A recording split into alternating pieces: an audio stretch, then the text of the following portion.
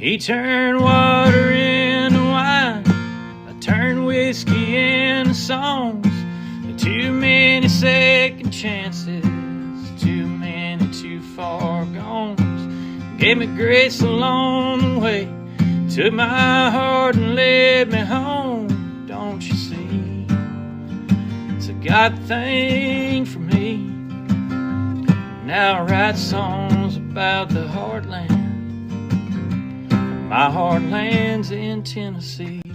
Welcome to the Heartland Journal podcast with Steve Abramowitz, editor-in-chief of heartlandjournal.com. Howdy, y'all. Welcome back. I'm Steve Abramowitz, and this is the Heartland Journal podcast. You found us. On this show, we are focusing on our nation today with always an interesting person making a positive change in our community and lovers of truth.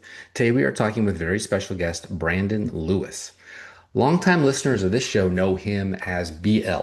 Brandon Lewis is the founder, owner, editor, and operator of Tennessee's only conservative news outlet, TennesseeConservativeNews.com. It's right there in the name. TTC is Tennessee's largest conservative news alternative focused entirely on the volunteer state. You won't find national news there. I know this because when I was just a new newspaper owner, boiling like a frog in Seattle, taking on the Seattle Times, I found TTC online and got to read about a place a lot less crazy during COVID fascism, transing kids in school, porn in the kindergarten, sex ed curriculum, written by Planned Parenthood, and beta blockers for 9-year-olds in summer swim league. Brandon was reporting on conservative stuff, so I moved here, pretty much because of his reporting. Welcome to America, and don't California my Tennessee. The funny thing is, he was the only one. The largest papers were just like the Seattle Times, bought out and woke. TTC is 100% grassroots donor supported. They have not elected tax exempt status in order to prevent government regulation of their editorial content. You can tell the difference in the reading. TTC was founded in 2020 in Chattanooga, where we both go on with Yaffe live weekly on the radio. The grassroots donations he gets goes 100% toward the operation and maintenance of TTC, with the founder BL not taking a cut for himself. Sounds familiar? I don't either. TTC has grown to be the state's largest conservative news alternative with a strong website, newsletter, and social media following. If you're interested, please go there and subscribe. Let's talk Tennessee. It's been too long. Hello, my friend. How are you today? I'm fantastic, Steve. Glad to be here. You up above the smoke and the clouds up there in Signal Mountain still? Well, we're above the smog, but we're in the clouds most of the time. We have rain and fog and rain here lately with all the precipitation, but it's part of living in the mountains. Do you just lord over eastern Tennessee into Georgia like Zeus on Mount Olympus up there? What's it like? Well, I don't know. I can't really see anything but the bowl of trees I'm in, so I don't get to lord over much. I can look at nature, and that makes me happy. That's right. Well, when they bury you, you can look up into those trees for the rest of eternity, I guess. That's my plan, right in the backyard. Why not? Signal Mountain. That'll be you and the Civil War veterans or memorials, I should say. Yes. I looked it up. You've been on my show 17 times. Today Wow. is episode 457, not 357, but 457. So that's 4% of Tennessee shows for you liberals out there listening that can't do math. No one else comes close. By way of comparison, Tennessee imposes a 4% sales tax on groceries. There's my segue. Only 13 states do this. Hawaii, 4%, which makes sense. Everything has to be imported. Idaho used to be a red state. They do it. I don't know why. Probably shouldn't. Our neighbors, Mississippi, 7%, which is shocking. My neighbor, not yours. Do you think Tennessee should get rid of its especially since we have all this government-created inflation?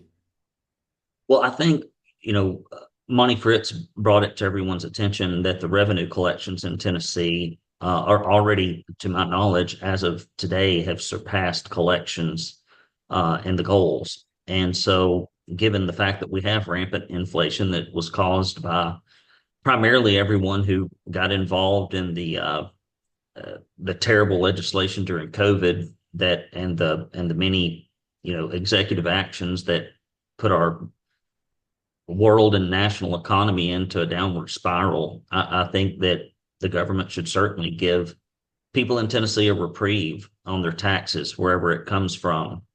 And on the, issue of taxes, one thing that was supposed to be a hallmark piece of legislation, and they even made noise about it early on in the session as if they were going to do something about it, is the exorbitant and ever increasing property taxes by these county and municipal governments that are out of control. I know Williamson County has experienced a lot of that.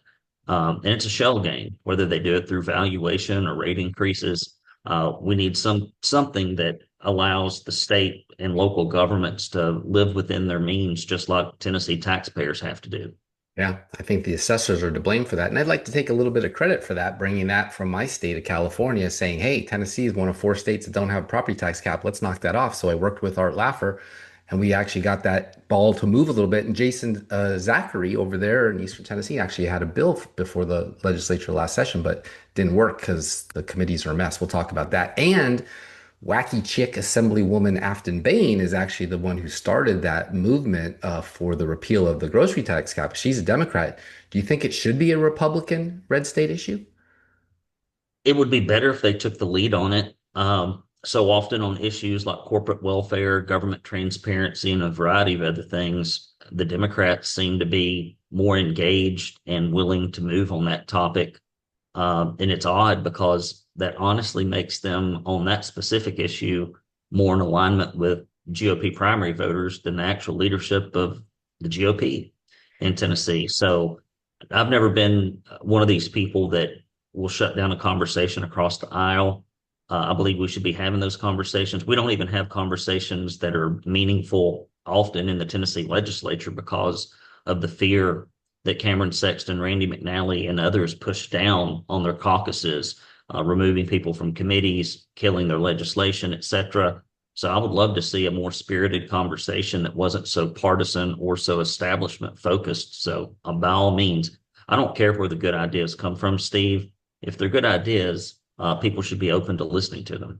I say the same thing about big tech and data centers. The GOP should get behind it because Dems will run with it if they don't. The stopping of them, obviously, already are some places, even Memphis. Yeah, absolutely. It's embarrassing to watch Democrats take the lead on things. But one thing I have discovered over the years, whether it's property tax hikes, getting rid of voice votes, illegal immigration reform, often with the legislature, you have to be patient. It's unfortunate. I mean, they should be able to read the will of the electorate and represent them up in Nashville, but so often it takes several sessions in a row to get movement on key issues, and until they get tired of getting beat up with their record, like closing the primaries and other things, they tend to just kind of slow walk these issues. Yeah, and we only have a session that goes from January to April, so they really got to pack it all in a short amount of time, unlike Texas, which is once every 2 years, so it could be worse. But yeah, other than emergency sessions, of which there's been in Governor Lee's now 8 years, 4, I think, one every other year of an emergency session, something like that. And I don't know that he hasn't had more. Let's count them. We had the remove the gun rights of Tennesseans because transgender people shoot up the Covenant School. We had give woke Ford Motor Company $2 billion to build a bunch of stuff that they've not built at all already with electric vehicles, which are losing $2 billion a year. We had 2 COVID special sessions, which he was dragged kicking and screaming to basically undo all the executive orders that he did. You had the redistricting session that gets us up to 5. I know we've had at least 5. I may be missing one, but to my knowledge, I think Governor Lee has called more special sessions, or at least participated in more than any other governor in Tennessee history. And that probably includes whoever was in charge during the Civil War. And so it's amazing that the guy just can't get things done in regular business. And when he does call the legislature together from him, it's corporate welfare. It's taking away people's rights. He's never called a good special session. Oh, and I think there's another one for vouchers. That was inside the same session. So it was like a super session inside a session. Yeah. So, but at any rate, he's very, if he's got a pet project, whether the electorate wants it or not, he's perfectly willing to call the legislature back into session. Yeah.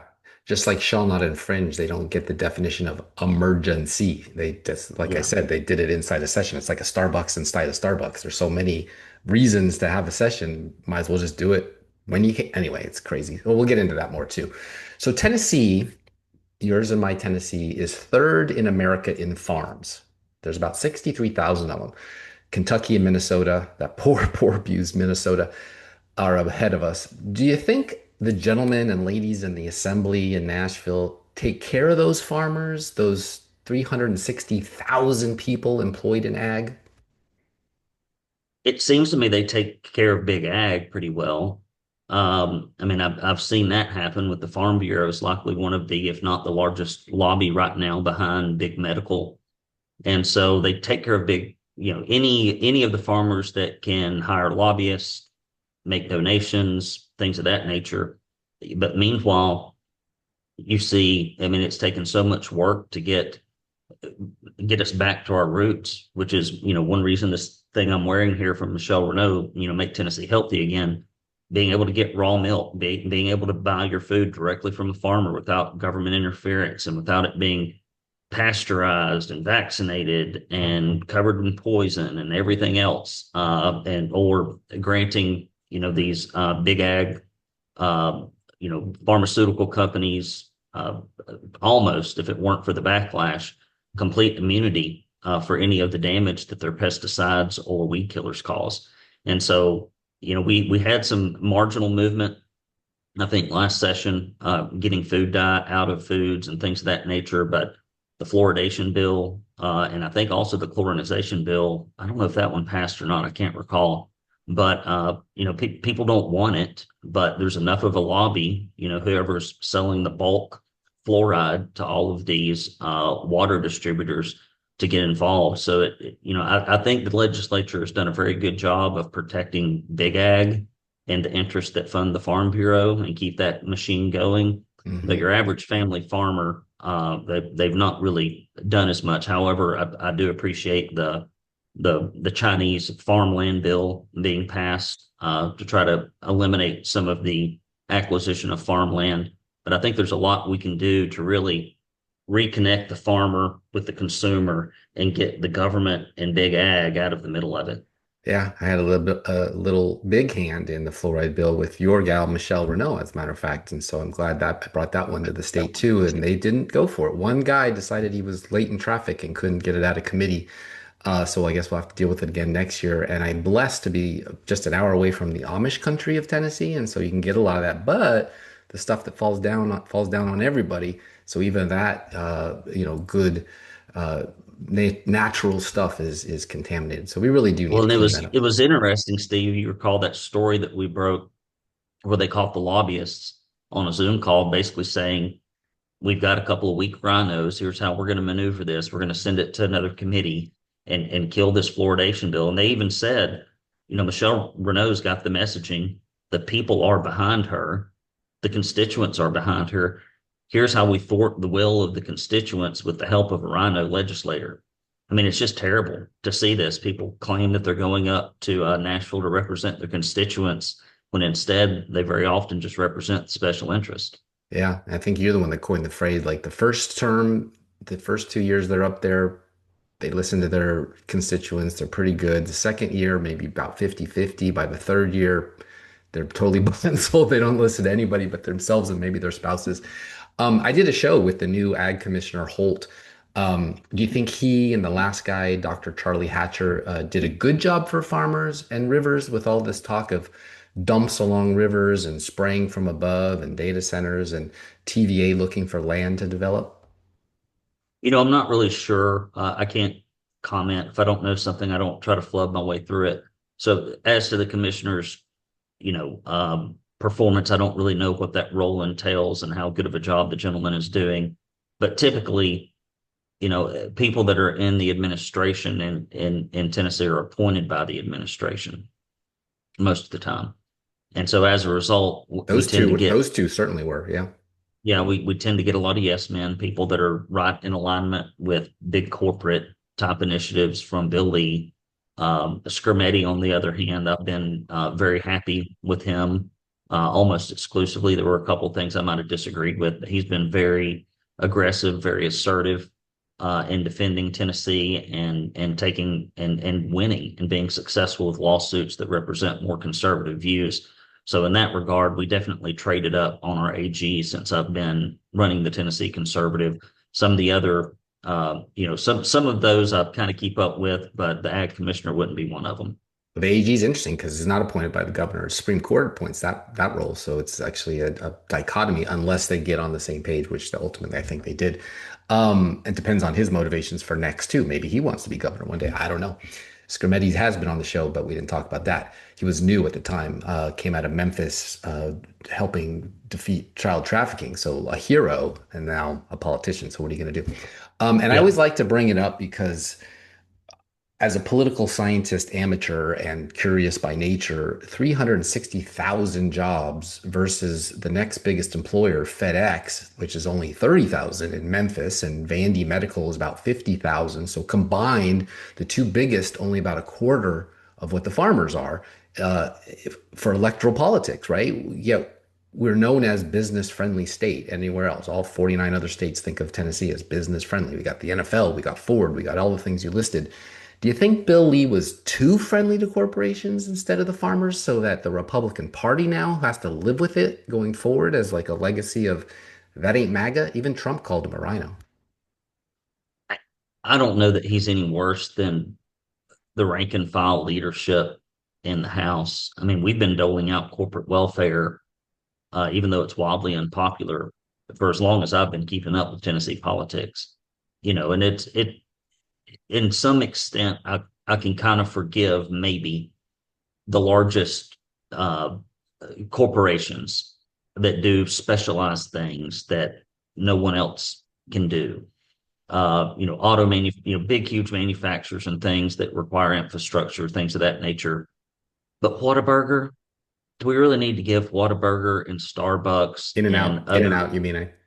In and Out, sorry, and other chain stores millions and millions of dollars to compete with mom and pops that basically the mom and pops have to pay the taxes that fund their competition. No, people are pissed that Starbucks is getting 30 million bucks. I mean, they charge They should be. If you're hot running, water at 90% margins. Why do they need it? Yeah, if you're running a small coffee shop, if you're running a food service business of any sort, I mean, I would look at Governor Lee and be like, I can't believe you're taking my taxpayer money to fund my competition. I mean, there's nothing conservative about that. That is all corporatism. That's all corporate welfare. That's something that you would, I would say you'd see Democrats do it, but most of the Democrat caucus is against it. GOP primary voters are against it, but our leadership is for it. And so that's one of the big issues that you see where there's misalignment. I would say the thing that allows that to continue to go on, other than the lack of principles of our leadership, is the fact that it's hard to get people wound up about it. Illegal immigration, education, there's a few things that people pay attention to, and it's kind of a visceral issue. Corporate welfare is one of those wonky topics that very few people understand, and it seems even fewer care about. Yeah. At least that's been my assessment. Well, we all pay, even me, this little show, I have to pay that $600 a year fee just to have the corporation in town. That's like 5 Starbucks lattes. So they should give us a rebate in some kind if they're going to hand up that money, that revenue over to Starbucks to, like I said, give us $10 coffee with 90% margins, which is really just hot water and a few beans sprinkled in there. Okay. So I've had 2 of the 3 of these people on multiple times, and the third one keeps saying he'll come on. So what are your thoughts on the 3 possible replacements for Lee? Rose, Blackburn, who's leading the polls, and Monty Fritz. So I think it's plain to see anybody that's watching that obviously Monty Fritz has the most conservative record. I love his outspoken nature. He's working the grassroots harder than any other candidate. However, it's a statewide campaign, and having either ran or been a staff member of, I think 14 now. This upcoming one, hopefully, that I'm a little dinky race I'm working on will be 15, and I've won 15 races. And having been a campaign consultant, I don't look at campaigns through the eyes of your typical grassroots individual. most people tend to be very personality driven. And it's like, who do I identify with? Who's saying what I want to hear? I tend to look at it like, okay, you've got to reach millions and millions of people. Your average Tennessean can't name their state representative and state rep if you poll them. Even the ones that vote, like, get foggy on it. If you ask them one thing that happened in the legislature last year, except for the folks that watch your show and keep up with our publication, they can't tell you even a thing. And so they're pretty low information, but they feel obligated civically to go vote. Well, if you're sitting, in the hills and the hollers or even in suburbia, and if you don't get pounded with mail, text messages, phone calls, door knockers, social media ads, broadcasts, you don't even know somebody's running. And that's how little information most people take with them to the polls. Well, that's It's why just they were able to honest. take advantage of the flyers, right? They abused the flyers last go round because they were so easy to Yeah. manipulate. Yes. And so running, the bigger the race gets, the more money is non-negotiable. And so with Blackburn already having as much name ID as she has, and with her war chest being as full as it is, I'm pretty sure that she will be our next governor. I hate to say that. People are like, oh, yeah, I understand all that.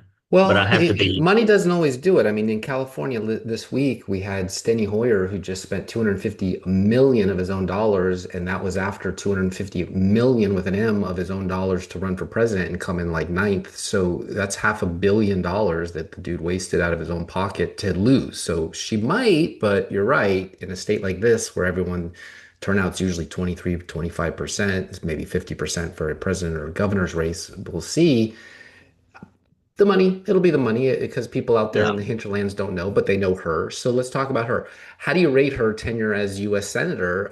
She was the first to endorse Trump, and yet he, in return, said he won't endorse anyone for governor. Thank you very much.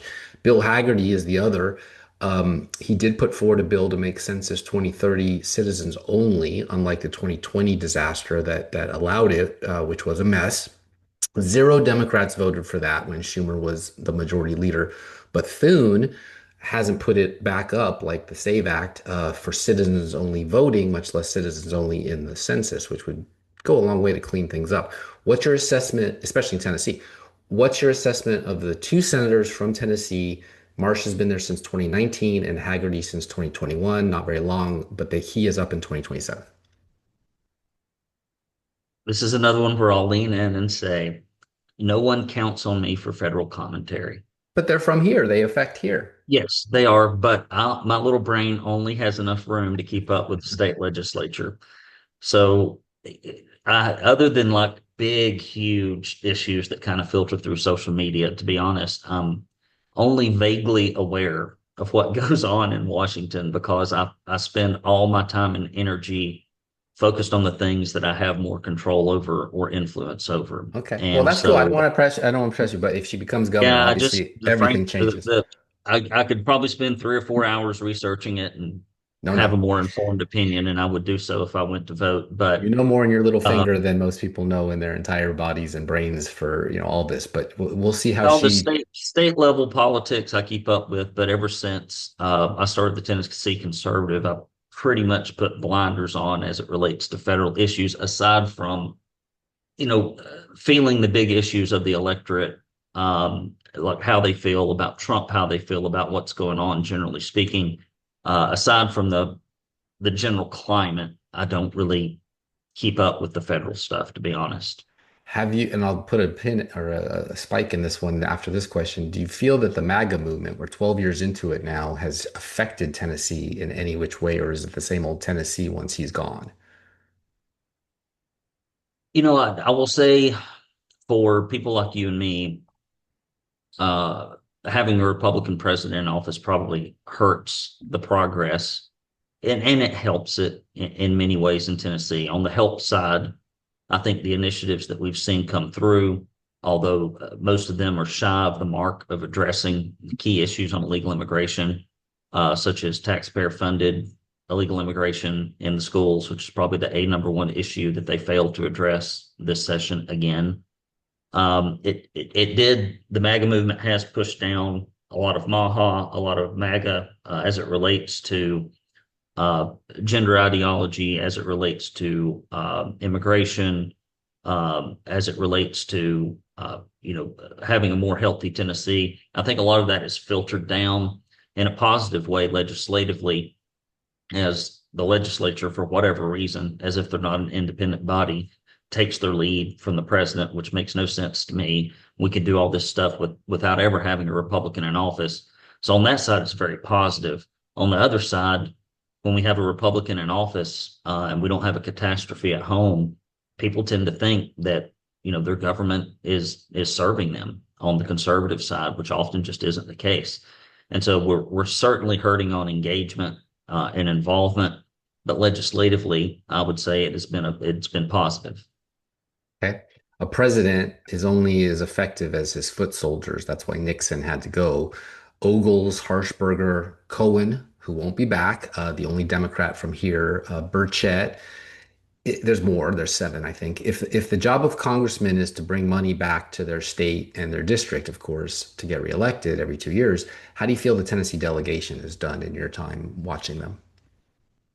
Again, this is something I've not kept up with that much. I mean, about the only thing I even know of, like as far as Chuck Fleischman, I'm sure he's done other things to bring money to our personal district, is like the big, huge Chickamauga Lock project, which has been going on for, I don't know, a decade now, and it's not finished. And I think they fired the contractor that was working on it. So I'm not really sure what the status is of that puppy. But, we've got millions upon millions, maybe even $1 billion sitting there unfinished at the Chickamauga Dam. It takes them longer to repair things than it took them to build them initially in our highly regulated environment. So anytime the government gets into a large project, half the money's wasted before it ever starts, and you probably get a quarter of the productivity that you would get out of the private sector of meeting the same budget. So it's always a little bit of a throwaway by the time the money gets back to the district.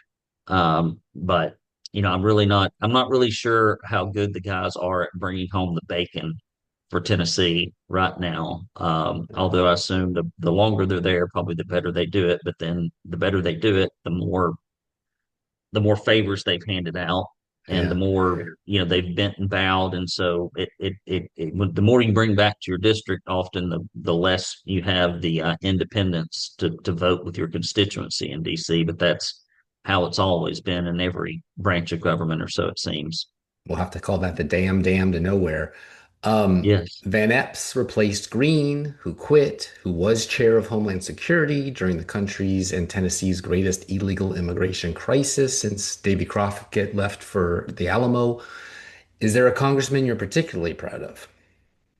Well, I mean, the one that seems to be I guess I would say the two that seem to be the least shakable and the most aligned with Republican primary voters seems to be Burchett and Ogles, as far as I've seen.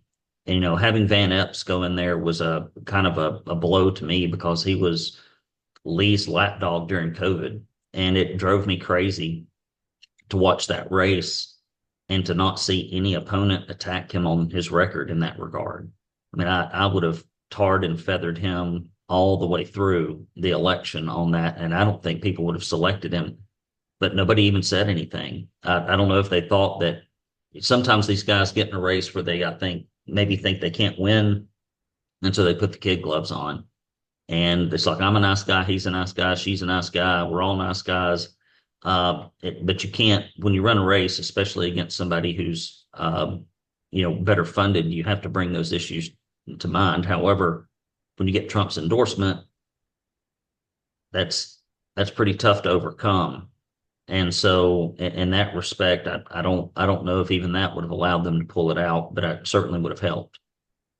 Glenn Jacobs, the pro wrestler Kane, is mayor of Knox County. Ogles was mayor of Maury County before going to DC. Do you see any up and comers in our mayors we should keep an eye on? All of them. Like them all. Anybody that has been a county mayor that's in a congressional district, especially if that county is a large portion of the district, is always somebody to keep an eye on for Congress, because it's just, it's easier. I mean, it's the reason you see so many people that run for office, move through the steps of government. Today's state rep or county commissioner is tomorrow's congressman, and so you see that quite a bit. Or someone that gets their name out in the community through some other method, typically related to business.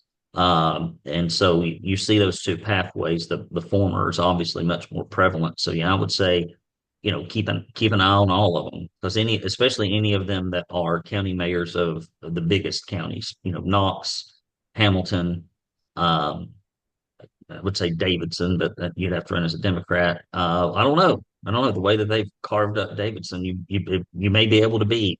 I don't know if you could be a Republican, be David. Well, they've got metro government, don't they?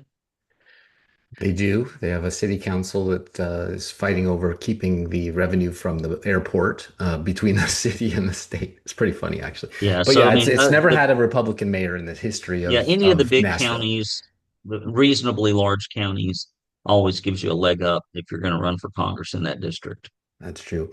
And Burchett, some say the heir to Marcia for the Senate seat. If she moves into governor, someone they might appoint him as that. We'll see. He was mayor of Knox before Kane. So it seems like a launch pad to national politics. Al Gore, Lamar Alexander, rest in peace, Fred Thompson, Bill Frist. Do you look at those guys' track records, kind of the most renowned Tennesseans of modern memory, and see anything particularly strong for Tennessee, or just they were able to sell books and that dumb movie Inconvenient Truth, where none of the predictions came true?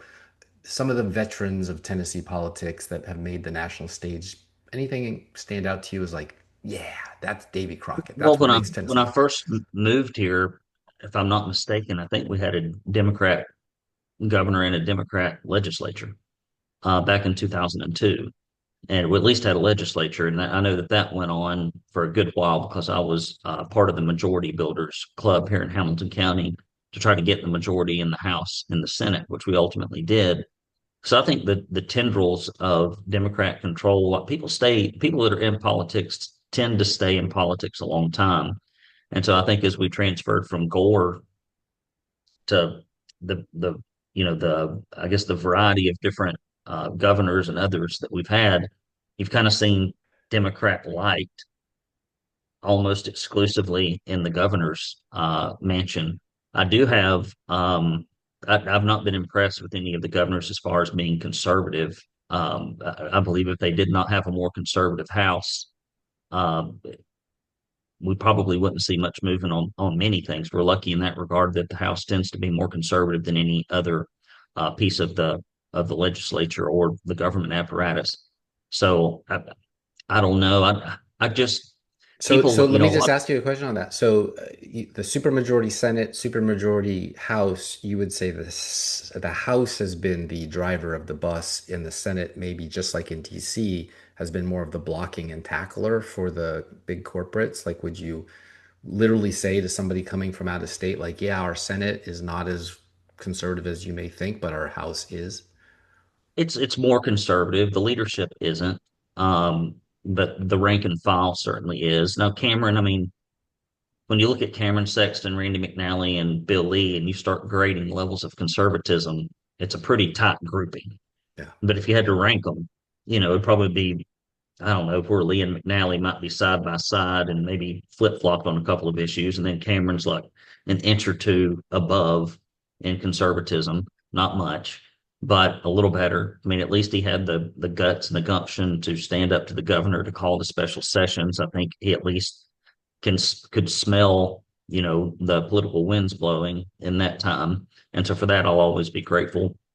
Although, had he been a good leader, he would have stopped it at the beginning and said, I'm sorry, you can't do this. This is not under your purview as governor. You're abusing your emergency powers, which is what should have happened. Yeah. Imagine if we'd just had one person during COVID in either of those branches that would have stood up. And, looking at just legacy, I have high hopes if Marsha Blackburn gets in there. I know the grassroots probably doesn't feel the same, But over the years, I've just been so beat down that I'm like, if we could get a governor in there that would push a few initiatives and just suck less than Bill Lee, I mean, that's the standard. Like you just got to be less crappy than Bill Lee. I believe she can do it. I really do. I mean, I don't It'll see. depend on who the next lieutenant governor is and if Cameron stays as Speaker of the House, because he's got a tough wire act to do because we talked about it. 95 counties, most of which are farmers, having to deal with big business over there in the Senate. You pass a bunch of bills and it just sits there and dies because, their interests are a little different. We do have an election.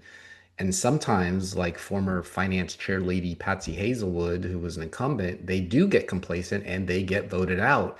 Are there any assemblymen or women you feel confident about that will be back in January?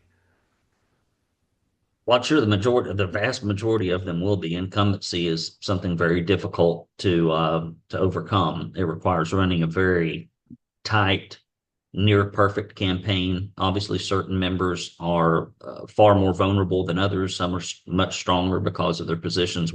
Primarily, they're stronger depending on how much special interest money they've taken, for how long they've taken it, and how long they've not had an opponent. The money is really like it is the mother's milk of politics. And so when people roll into a campaign with a large war chest, those are the most difficult ones to beat. I would love to see Kent Morrell win the Senate race against Briggs. I believe that's who he's running against. Because Briggs is terrible all the way around. And so I think that he is vulnerable. But without being on the inside of a campaign and really understanding the mechanics of it, when you're on the outside looking in, there's not enough to see to know, like, what's the candidate doing every day? What's their strategy? How are they going to deploy it? Are they doing contrast messaging or not? So most of these races that are going on in Tennessee, shy of being intimately involved with it, you really don't know how they're going to turn out. How do you feel about the Justins? One from Memphis, the other from Oakland, California, by way of Nashville, and the Johnson from Colorado with a drawl. They keep going on national TV and calling us racist all the time. Do they have a point or just slanderous panders? I don't think they have a point, but they do have a method. And when you're a state rep and you're in a red state and you really don't ever have any hope of having much in the way of power unless, they have their eye on the prize with that congressional seat, just so they can, rise to the top of the heap as far as Democrats go in the state of Tennessee. But I think they're playing it smart. They're pandering to their base. They're building their war chests for political ambition, and so all that makes complete and total sense. I don't agree, obviously, with their views, but it is nice to watch. I admire the Democrats for how unapologetically they defend and represent the views of their constituency. I don't see many Republicans do that. If you do that up in, it gets to the degree it can be, it gets rewarded on the Democrat side of the aisle. It gets punished from what I've seen on the Republican side of the aisle. Like if you speak out for your constituents and if it's against a pet issue of the governor or Sexton or McNally, like it's a good way to make sure that you're almost irrelevant in those chambers. And so I guess there is a certain amount of freedom that comes from knowing that you're not getting anything through the legislature anyway, because you're a Democrat. Whereas on the Republican side, if you go out and really speak out and stand up for your constituency without being uber guarded and watching everything you say and how you do it and giving and taking, you really can't do that in the legislature on the Republican side in Tennessee, but you can do it on the Democrat side. Yeah, it's like the youngest kid of the Brady Bunch. You're not going to get the attention, but you're screaming for it. That's for darn sure. What would you do if you were Cameron Sexton, Speaker Sexton, to clean that up, twerking on desks, bullhorns, and getting mobs to show up and yell and scream from the gallery? What would you do? Well, I mean, I think he's removed people from their committee appointments. How long he'll do that, I don't know. He's done that before in kind of fits of anger. He did it with Bruce Griffey on illegal immigration. He did it with, oh gosh, I've forgotten his Jody name. Barrett on education. Education. He's not in there anymore, but the guy that was from Maryville, that was real conservative and outspoken, was going to run for the Senate and then dropped out, Mm. Brian Ritchie. And so, we've seen it with him. We've seen it with, Todd. I'll say, can't think of his last name off the top of my head, but we've seen it with a lot of Oh, Republican Chris Warner. Todd. Chris Todd. Oh, Todd Warner. Yeah, Warner. right. And so we've seen that happen several times where, if you step Reagan. out, They did it to Reagan. yeah, if you step out of line and if you're real conservative and outspoken like Cameron Sexton, Oh, well, by the way, not Ronald Reagan, folks. There was a assemblyman named Reagan who lost yes, because of this yeah. high school And so shenanigans. John Reagan. And so you see that. So I don't know. I mean, obviously we don't need those shenanigans in the house, but at the root of it, like Cameron Sexton's like, this is my sandbox. And if you don't play by my rules, I will kick you out of the sandbox, whether you're a Republican or a Democrat. It can have blowback. I mean, this is what I used to call Republican on Republican violence, which was, sort of the 11th commandment that Reagan said, "Thou shalt not speak ill of a fellow Republican." I mean, these are Republicans. Reagan, or whatever his first name was, Reagan Yeah, was a conservative. and they're more conservative than average, far Exactly. more. And so all of a sudden, people start saying, well, what difference does it make? I might as well vote for the Democrat. And they're right back in power, of which they were for 150 years prior to 11 years ago when the Republicans took over in a wave. And it took them a long time to get things back to where we are to this day. Okay. So we're running out of time, of course. I could do this with you for hours because you are an encyclopedia of Tennessee politics. A couple questions and then I'll let you go. Whatever happened to Tennessee's anchorman? The only other conservative news besides you, I guess you're it now. You're the Tennessee's anchorman. What was that young man's name? Give me a second and I'll think about it. He did what almost everybody in grassroots conservative media has done. He had to go make a living, and he had a thriving. It just sounds crazy. A karaoke business Oh, or no, trivia. I think trivia nights. is what it was. Trivia business, and so he has people all over the United States that go into bars and run trivia night, and so he just found that he needed to, focus focus on that. And he's a young man that has a family that was up and coming and getting married and all that stuff. So I can understand why he did it. He had a great talent. I wish he had stayed in it, but I can certainly understand the finances often make it impossible to do this, and unless you're gainfully employed otherwise, as you and I are. Right. As I was trying to Google it while you were talking to see if I could find it. I couldn't. But the point is that he tried to do what you and I are doing, which is out of pocket, and was a different stage of his life, couldn't keep it going, but you are still fighting the good fight. So how hard is it? Oh, it's ridiculous, which is, one reason I'm glad that you're hosting this event. For those of you who are watching at Kokomo's on July 23rd, it's a Thursday. We'll get started at 5 p.m. with a social hour and 6 p.m. with a program because we need grassroots funding. I mean, the only reason our publication and yours have been able to tell the truth is because of subscriber-based funding or our own personal seed money to get this stuff going. Because the moment you start taking money from corporate advertisers like Ford Motor Company, the Tennessee Titans, I mean, open up your paper, it'll be in there today.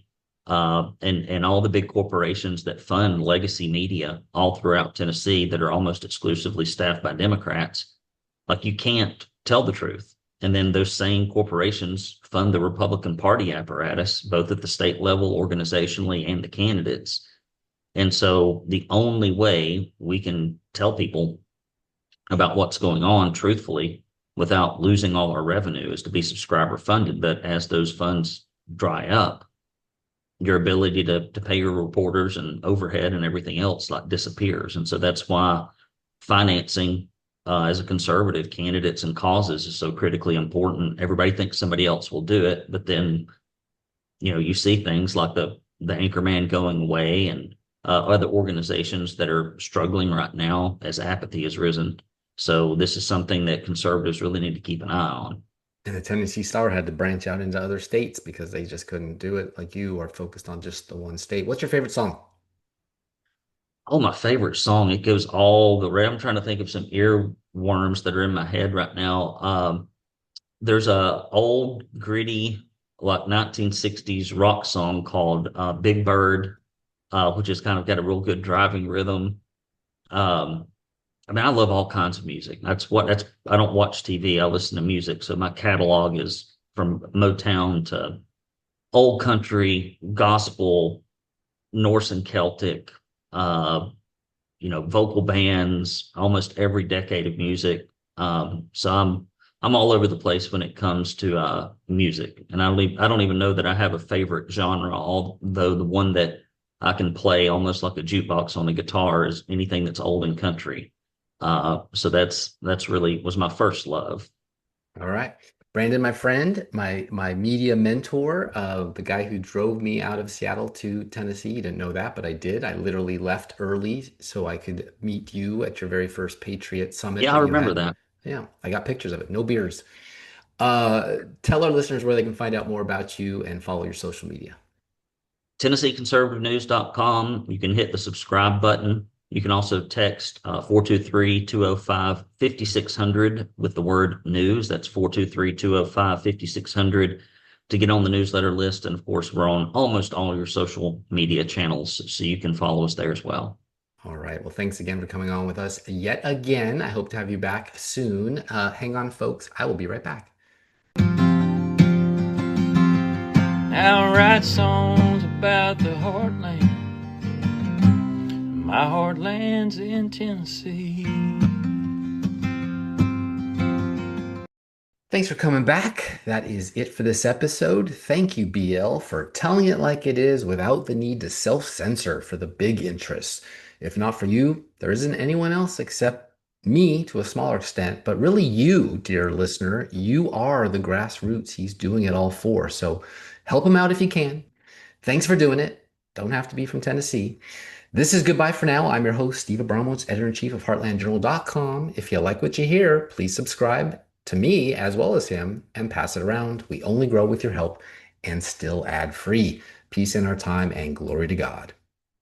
Tennessee Conservatives chief meteorologist here, Brandon Lewis, and our only meteorologist who's only here temporarily to tell you that we do have snow that is starting to accumulate here on Signal Mountain. Even got some roof dusting up here. So guys, y'all make sure to go get your toilet paper. Go get your toilet paper. Go get your bread. Go get your milk. Because it's going to get crazy. See ya.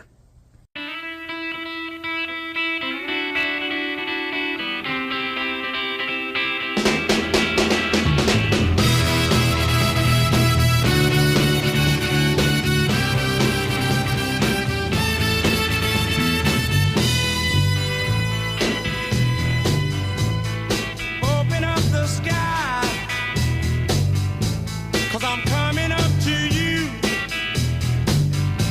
So send down your wings and let them bring me to you. You know I'm standing at the station, ready to go. Oh, big old aeroplane, I'm trusting your soul. Get on up, big bird, to my baby love. Get on up, big bird, to my baby love. Get on up, big bird, 'cause I got to make it there. Just get on up, big bird, 'cause I got to make it there. Get on up.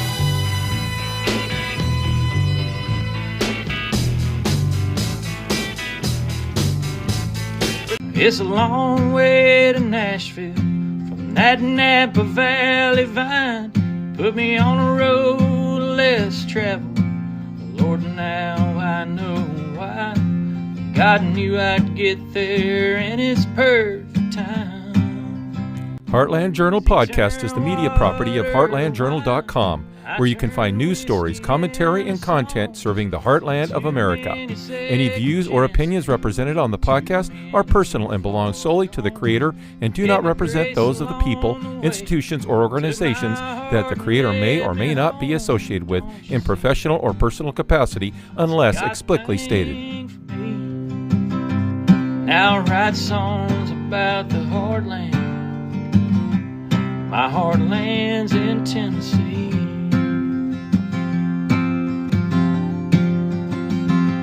Now I write songs about the heartland. My heartland's in Tennessee.